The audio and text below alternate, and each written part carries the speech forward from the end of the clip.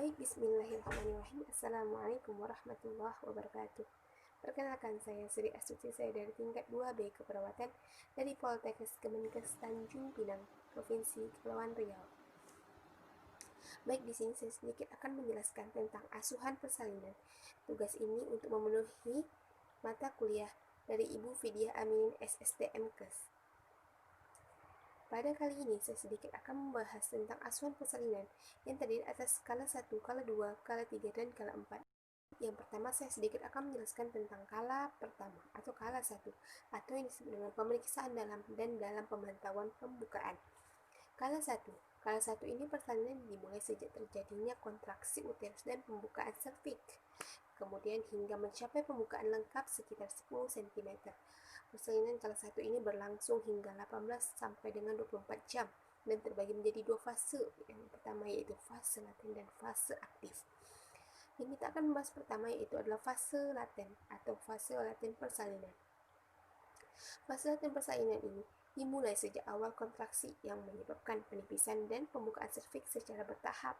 Kemudian yang kedua, pembukaan serviks kurang dari 4 cm.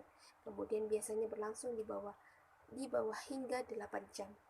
Kemudian fase aktif persalinan. Fase aktif persalinan ini terbagi menjadi 3 fase yaitu akselerasi, dilatasi maksimal, dan deselerasi. Kemudian frekuensi dan lama kontraksi uterus ini umumnya meningkat atau dalam kata lain yaitu kontraksi dianggap adekuat atau memadai jika terjadi 3 kali atau lebih dalam waktu 10 menit dan berlangsung selama 40 detik atau lebih. Nah, skala 2 atau proses persalinan bayi. Nah, pada pengertian kali ini yaitu persalinan skala 2 dimulai dengan pembukaan lengkap dari serviks dan berakhir dengan lahirnya bayi. Kemudian proses ini berlangsung selama 2 jam pada primi dan 1 jam pada multi. Kemudian tanda dan gejala skala 2 ini seperti apa? Yang pertama yaitu tanda-tanda bahwa skala 2 persalinan sudah dekat adalah yang pertama, ibu ingin meneran, kemudian perineum menonjol, kemudian yang ketiga vulva vagina dan sphincter anus membuka, kemudian jumlah pengeluaran air ketuban meningkat, kemudian his lebih kuat dan lebih cepat 2 sampai dengan 3 menit sekali, kemudian pembukaan lengkap sekitar 10 cm, kemudian pada primik gravida berlangsung rata-rata 1,5 jam dan multipara rata-rata setengah jam.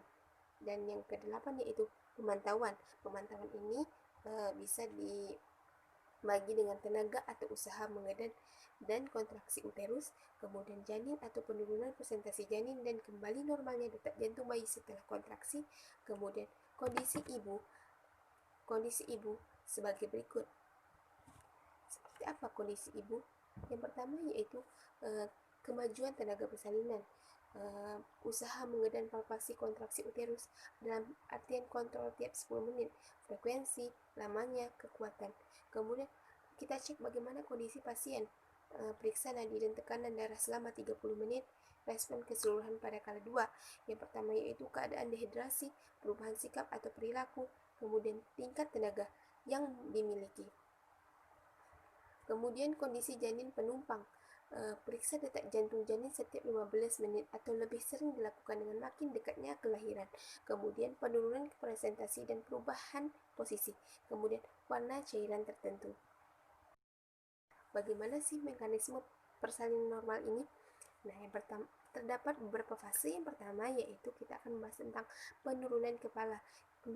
Penurunan kepala ini diakibatkan oleh kekuatan kontraksi rahim, kekuatan mengejan dari ibu, gaya berat ibu berdiri tegak, kemudian masuknya kepala dalam keadaan sinklistismus atau asinklistismus. Kemudian yang kedua yaitu fleksi. Pada fleksi ini pada awal persalinan disebabkan tahanan terhadap penurunan, kemudian dagu bayi mendekati dadanya, kemudian diameter terendah occipito-bregmatica. Kemudian yang ketiga yaitu putaran paksi dalam, pemutaran dari bagian depan sedemikian rupa sehingga sebagian depan janin memutar ke bawah simfisis. Kemudian suatu usaha untuk menyesuaikan komposisi kepala dengan bentuk jalan lahir. Kemudian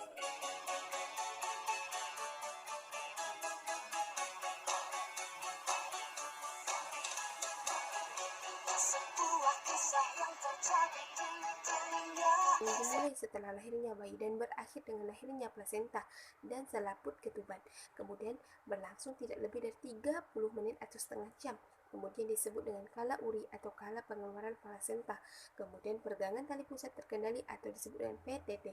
Dilanjutkan pemberian oksitosin untuk kontraksi uterus dan mengurangi perdarahan. Nah, kemudian tanda-tanda apa saja sih pelepasan pada plasenta? Nah, perubahan ukuran dan bentuk uterus menjadi bundar dan uterus terdorong ke atas karena plasenta sudah terlepas, segmen bawah rahim, kemudian tali pusat memanjang, dan semburan darah tiba-tiba. Semua peristiwa ulah manusia, bencana seakan bumi telah musnah, seolah sang maha beri sebuah makna.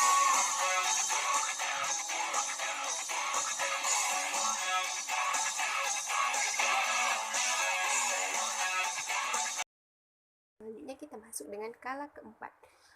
Kala keempat atau kala yang terakhir ini adalah dimulai setelah lahirnya plasenta dan berakhir 2 jam setelah itu. Kemudian paling kritis karena proses perdarahan yang sangat berlangsung. Kemudian masa 1 jam setelah plasenta lahir. Kemudian pemantauan 15 menit pada jam pertama setelah kelahiran plasenta, 30 menit pada jam kedua setelah persalinan. Jika kondisi ibu tidak stabil, perlu dipantau lebih sering. Kemudian observasi intensif karena perdarahan yang terjadi pada masa ini.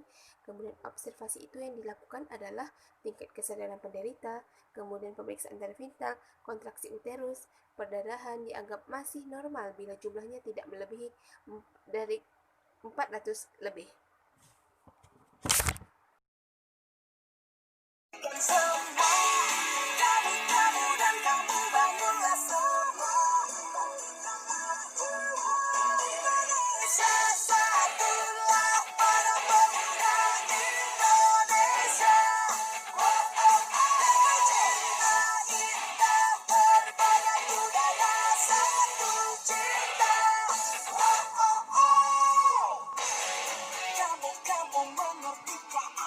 Sekian yang dapat saya sampaikan. Terima kasih sudah menonton video ini. Jangan lupa like, comment, and share ke teman-teman kalian. Semoga video ini bermanfaat bagi kita semua. Terima kasih saya ucapkan. Mohon maaf apabila terdapat kekurangan dan kesalahan dalam penyampaian materi. Saya hanya manusia biasa karena kesempurnaan hanya milik Allah dan kesalahan dan kekurangan hanya datang pada diri saya sendiri. Saya akhiri dengan wabillahi taufiq wal hidayah. Wassalamualaikum warahmatullahi wabarakatuh.